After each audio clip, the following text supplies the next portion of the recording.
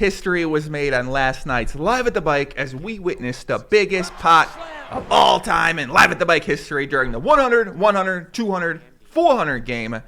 And took place between none other than Live at the Bike and Boss, one of the top players in Los Angeles, and my favorite players, Andy, and a guy named Jacky, who I know plays a lot of high stakes. I think he's been on the show maybe a few times. I know he's been seen around in Vegas before a few times as well, too.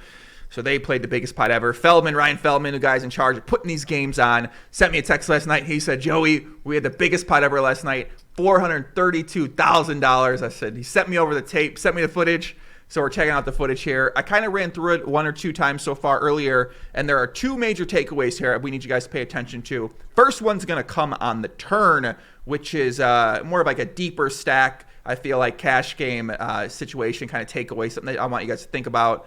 And second one's huge, and that's going to happen on the river, and that is anytime you take money out of your backpack, wallet, or somewhere else not in your chip stack to pay out your opponent, make sure that your opponent make sure you're not paying your opponent more than you actually owe them. So this is a huge thing. It's happened to me before as well, and it's happened to other people I've seen where they're like shell shocked when they lose a big pot, and they want to keep their chips, so they just take chips out of their pocket, big chips out of their pocket. They want to keep their small chips, and then they pay too much money. So let's get into the action. We'll pay attention to that when it gets to the river here. So Andy opens Queen 10 in the cutoff here. Once again, 100, 100, 200, 400 blinds here. So probably a pretty standard steal spot in the cutoff here, even though there is an aggressive button behind. And that's Garrett Adelstein. He 3-bets with the ace-king suited 4,800. Jacky kind of contemplates a little bit. Doesn't look like he's seriously contemplating 4-betting at all here. So just kind of looks like he's undecided whether he wants to call or not. Maybe we can read into that, maybe not. But he calls a pocket nines, and then Andy calls a queen 10. Very, very deep stacked here. Flop comes down, queen 9-6, middle set for Jacky. Top pair for Andy here. So Feldman tells me Andy has about $32,000 more to start this hand.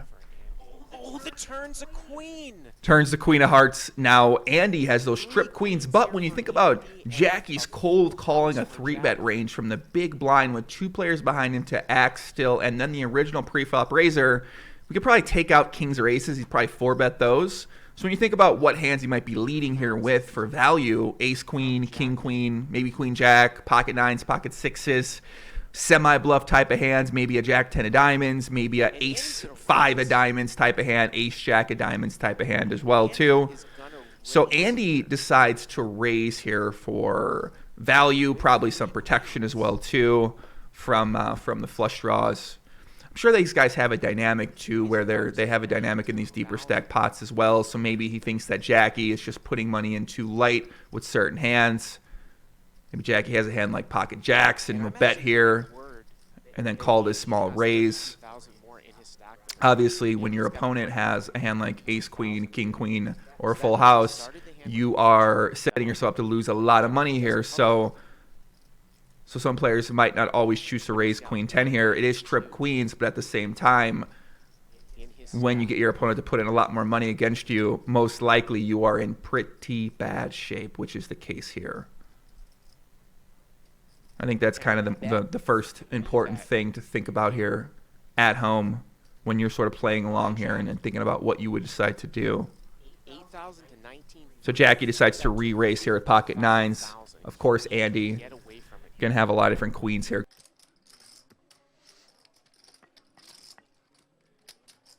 I was even a little surprised that he raised the turn with queen 10. He's not having a good night. Jacky raises Andy. Doesn't think for too long before making the call here. So we're going to have a little over one pot-sized bet left on the river. Again, Andy's got... So pot's 125. Andy has 30,000 more in his stack. Remember that, guys. So he's got about 156, I believe, here.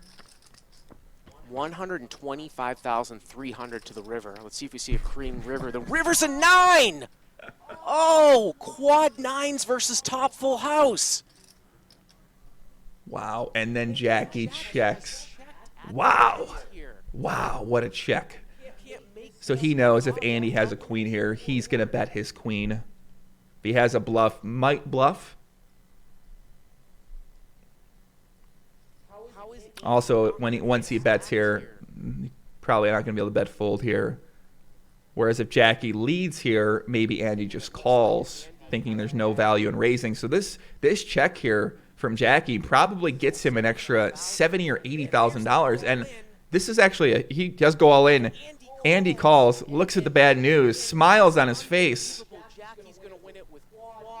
Looks like he just lost a 1-2 pop, but really he lost $200-some thousand here. That is one of the most unbelievable hands I've ever seen on Live at the Bike. Wow, that river check. I didn't catch that the first time through, but I think most players as a default would just bet there. Maybe they jam. Thinking if their opponent has a queen, they're going to call anyway.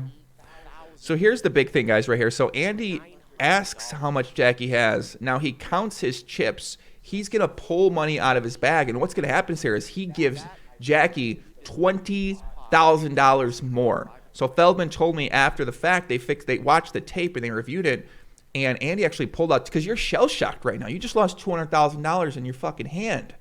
So when you're sitting there, we've all been there. We're deep. We don't know what just hit us. We just get by a truck. So I think what happens here is he just miscounts things, really. Mixes things up a little bit, mixes his chip up a little bit. So he thinks that he covers Jacky when he actually doesn't cover Jacky, I believe, here.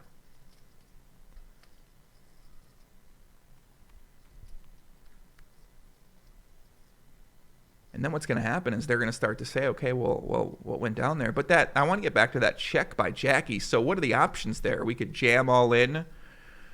We could bet a normal size. If our opponent has a queen, they're obviously never folding. Sometimes they'll raise. Sometimes they'll just call. If they have a bluff, they're never going to do anything. So that check by Jacky may have got him an extra.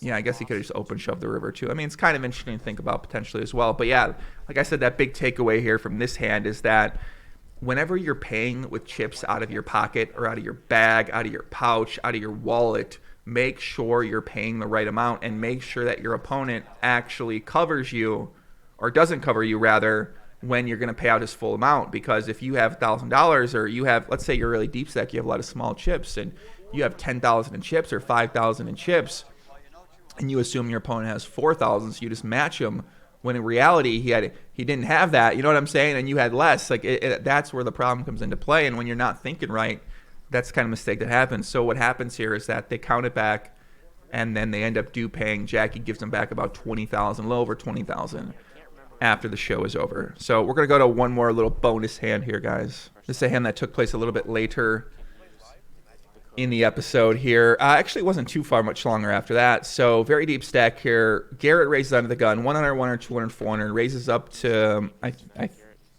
thought it was 400, maybe not. He only made it 600, so maybe it's not on here actually. So Garrett raises to 600. Maybe it's not the 400s on. Maybe it's 100, 100, 200. Not sure. Not sure why the 400 wouldn't be on here.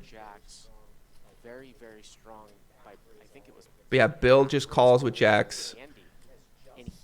Jacky 3-bets with kings. They are $340,000 deep, very deep stacked here.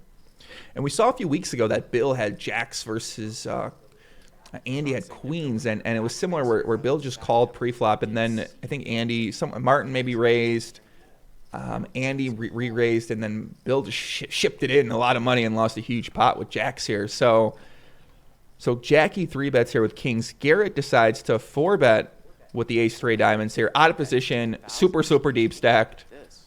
Garrett is looking to make the nut flush and win a $600,000 pot. He's very excited. But Bill back 5-bets to 27,000 here with the pocket jacks. Don't know if he thinks Garrett's getting a little bit out of line, if he's bluffing here or not. And then Jacky here. So when I'm watching this, I'm like, this guy, he's trolling, right? He's kidding. Because he look at him, he looks very uncomfortable. And we're looking at his hand. He's got pocket kings, second best hand in the game. So I thought he was just putting on an act a little bit, because we kind of see him act like this in that last hand. We had the pocket nines pre-flop, where he just acted a little bit unsure, not really sure what he wanted to do. And this is obviously a very different spot in that this is under the gun versus under the gun +1 versus versus the cutoff here. 27,000. Meaning that another gun's going to have a pretty strong hand. And then when you 3-bet under the gun, you probably have a pretty strong hand. When under the gun 4-bets you, he obviously is saying, I got a monster, and then the next guy re-raises you. That's usually the sign that I'm in some deep shit unless I got aces here. So Jacky's deciding, right? He's got, what does he have invested? $3,500 invested. Bill's got about $168,000. So Jacky's already up about 2 something right now. Maybe he's thinking, I'm up enough money. I just don't want to risk it. This guy's got aces. I don't want to lose 160,000 here. So he's going to use a couple of time extensions here, just kind of thinking about it more. He just looks like how he looks is how we would look if we had kings versus aces. We'd be like, no, like really? We just played a huge pot. Like, can this really be happening to me? 160,000 against Bill Klein. And Bill's definitely capable of making some moves, but we're unfamiliar if Jacky is aware of that too. Here he's done it again, and it seems like Jacky is thinking about folding kings. So Jacky thinks about it. And this is when I started to think, maybe this guy's seriously thinking about folding kings here. Because up until this point, I said, why not just call? I mean, listen, why not just call pre-flop? Turn your kings into a set mine, maybe see what happens. At the same time, when you do that, then of course there's going to be a lot of flops where you're going to call another bet, and you know, it gets out of control pretty quick. But he does lay it down. He lays down the kings. I mean, it's crazy. This guy played a few crazy hands in a row. So that's what happened last night live at the bike, guys. Make sure you check them out. If you like live poker content, every Friday night they got a high-stakes game over on their YouTube channel. If you want to watch back replays, go to liveatthebike.com. Use the promo code Joey if you want to get a free week or 2, I believe. And yeah, let me know what you guys think of these hands. Pretty crazy hands. So much love. Take care. Adios.